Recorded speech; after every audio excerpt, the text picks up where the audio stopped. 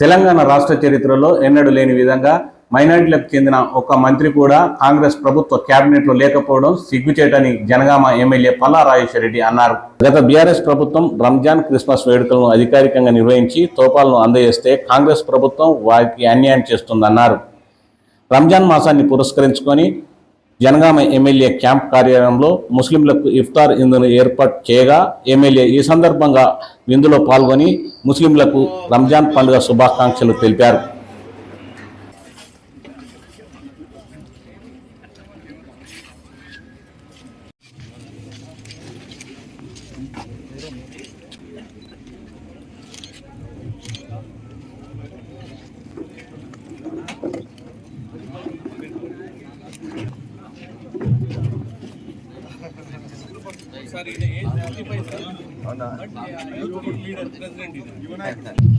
अस्सलाम वालेकुम।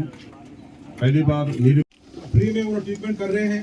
आज अपन जीता जब से अगर हुकूमत से लड़के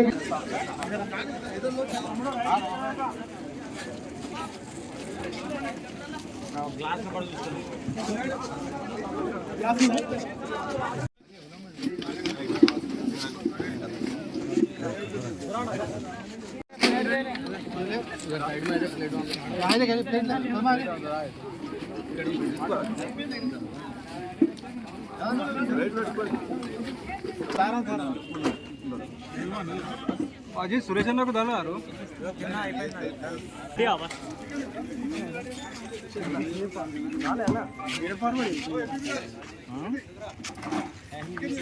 రంజాన్ సందర్భంగా ఈరోజు జనగామ పట్టణంలో ముస్లిం సోదరులందరి కోసం ఇఫ్తార్ పార్టీ ఏర్పాటు చేసుకోవడం జరిగింది.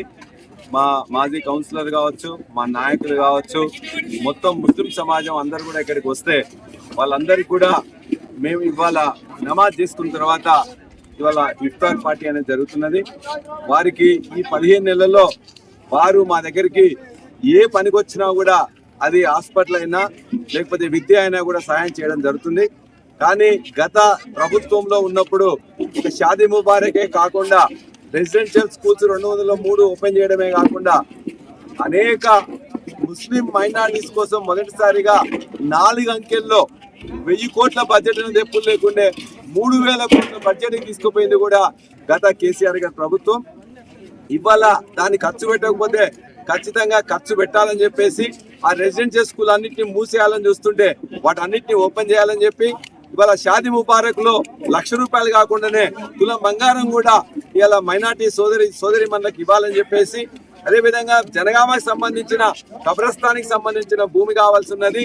అదేవిధంగా ఇతర పనులు ఏదైతే ఉన్నాయో మసీదుల యొక్క మంచిగా రిపేర్ చేయడం కోసం కూడా పనులు సరిగ్గా రావట్లేదు. రంజాన్ తోఫా కూడా సరిగ్గా ఇవ్వట్లేదు.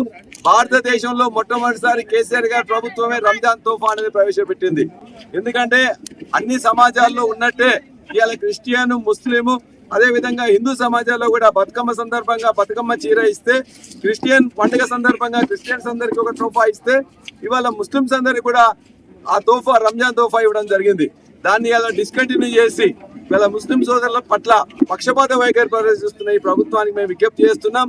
ఏదైతే బడ్జెట్ లో పెట్టి వాళ్ళ హక్కుగా, వాళ్ళ హిస్సాగా వాళ్ళకి చెందాల్సింది ఖచ్చితంగా చెందాలని చెప్పి కోరుతూ, ఇవాళ ముస్లిం విద్యార్థులు ఎవరైతే ఇవాళ భారతదేశం వదిలి మిగతా రాష్ట్రాల్లో చదువుతున్నారో వాళ్ళకి కావాల్సిన మొదటి దఫా ఫీజు ఇచ్చిన తర్వాత 2వ దఫా ఫీజు ఇవ్వలేదు. అదేవిధంగా గత 15 నెలల్లో ఓవర్సీస్ స్కాలర్షిప్స్ మొదటి దఫా ఇచ్చిన దాన్ని ఇవ్వకుండా అసలు ఇంతవరకు 15 నెలల్లో ఒక్కరికి కూడా ఇవ్వలే. ఫీ రియంబర్స్మెంట్ కూడా ముస్లిం విద్యార్థులకు కానీ ముస్లిం కాలేజ్ యాజమాన్యాలకు కూడా ఇవ్వలేదు. అదేవిధంగా రెసిడెన్షియల్ స్కూల్స్ ని ఇంటిగ్రేటెడ్ స్కూల్స్ లో కలిపి ఇవాళ వాటి అన్నింటినీ మాయం చేయాలని చూస్తున్నారు.